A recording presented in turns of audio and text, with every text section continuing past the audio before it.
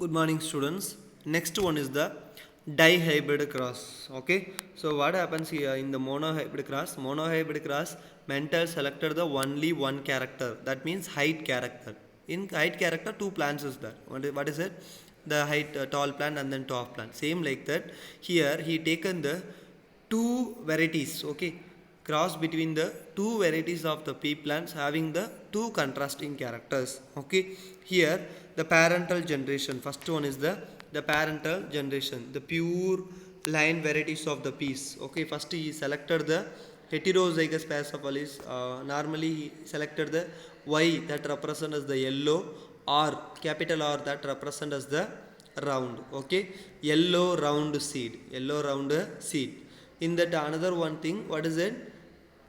Dominant character, the small y that represent as the green, and then small r that represent as the wrinkled. Okay, green wrinkled. Okay, first one is the parental generation or yellow round and then green wrinkled seed. Okay, so the first one he selected the pure line varieties of the peas, yellow round seeds, another for the green wrinkled seeds. Okay, in the parental generation, first one what we need to do, that cross pollination. Okay, the cross pollination or artificial pollination was made between the flowers of plants raised using the pure line of the seeds, round shape and then yellow color with a wrinkled shape with a green color. Okay, so then the cross, he crossed these plants and observed that all seeds had a features of only one parental type in the F1 generation. Okay, in the F1 generation it produces the yellow round. Okay, here you can see that in the F1 generation what happens here, the gametes are YR is there.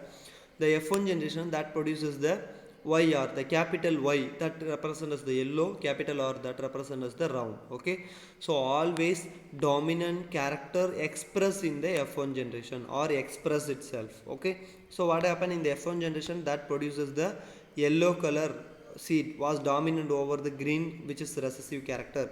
Round shape was the dominant over the wrinkled shape. Okay, in the F1 generation he got the round yellow round shape seeds. Okay, so then next one he done that, what is that, second generation, as we know that he the resulted. Okay, the resulted the dominant and then wrinkled, he crossed between the next step, mental self pollination of F1 generation plant. Okay, he done the self pollination. Okay, self pollinated these hybrid obtained F1 generation.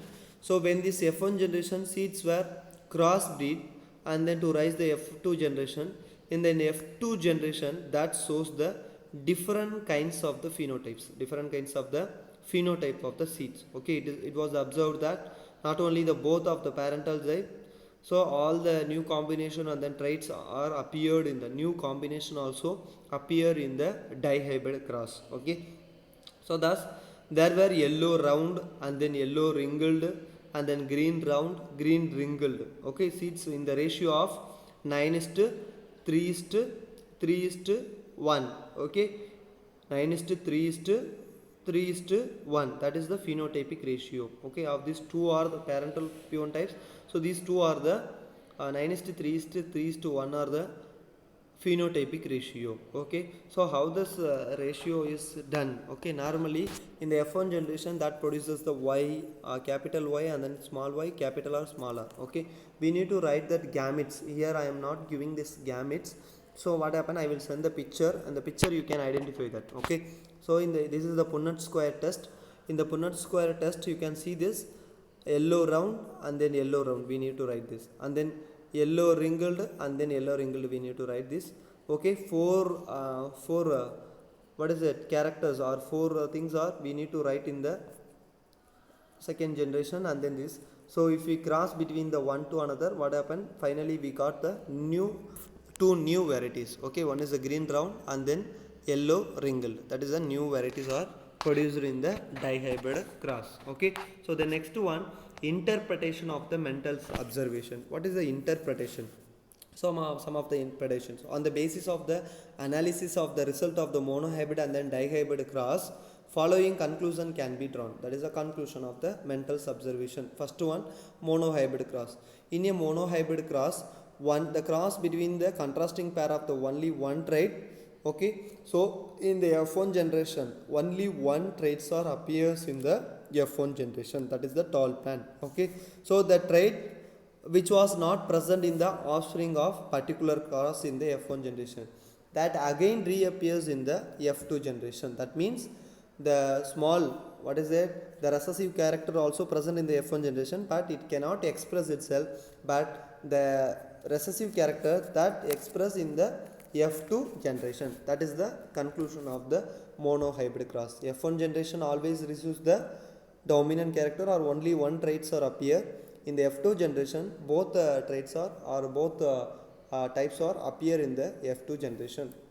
But if you are taking the dihybrid cross, in a dihybrid cross, when a combination of the contrasting characters, okay, two traits were taken together, only one variety, okay, two traits together produce the only one trait or one variety appears in the F1 generation. Okay, two traits but only one appears in the F1 generation. Other variety of each traits reappears in the F2 generation. Other varieties and the new varieties that is appears in the F2 generation.